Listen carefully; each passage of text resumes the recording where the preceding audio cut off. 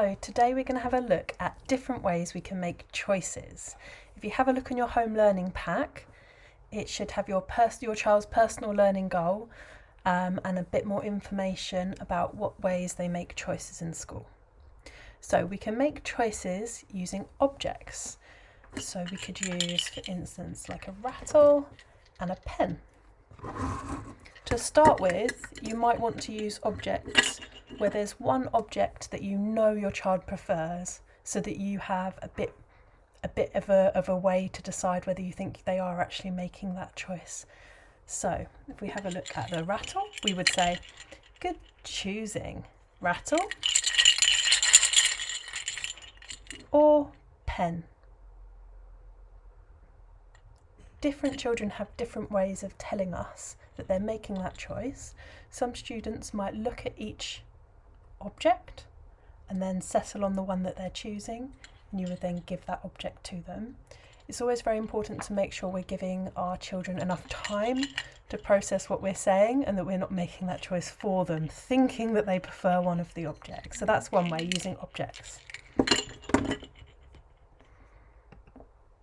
Some pupils might then start using photographs of these objects, which makes things a bit more practical, because you can eventually see them moving on to maybe having a book of lots of different photographs of things they might want and choosing from those.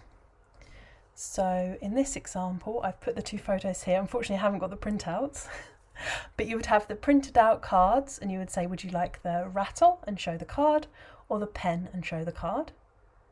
Once they make their choice, however they make their choice, you would then pass them that object.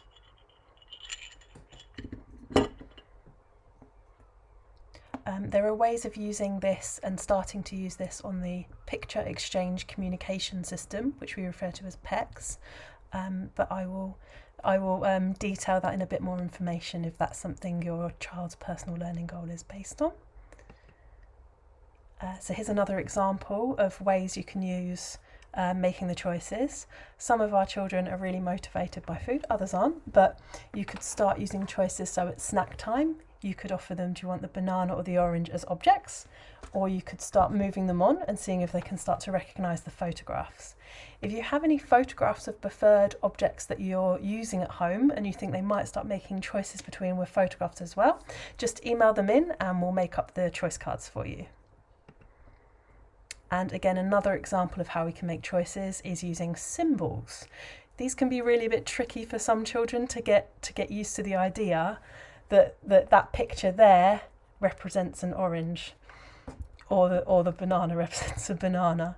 But they can be a really, really useful tool as children get older, because there are computer programs that can make the symbols for us, and it means a pupil can start seeing all sorts of different shapes and sizes of banana and recognise them all as that symbol, which can help eliminate some confusion. And that is our session on choosing finished.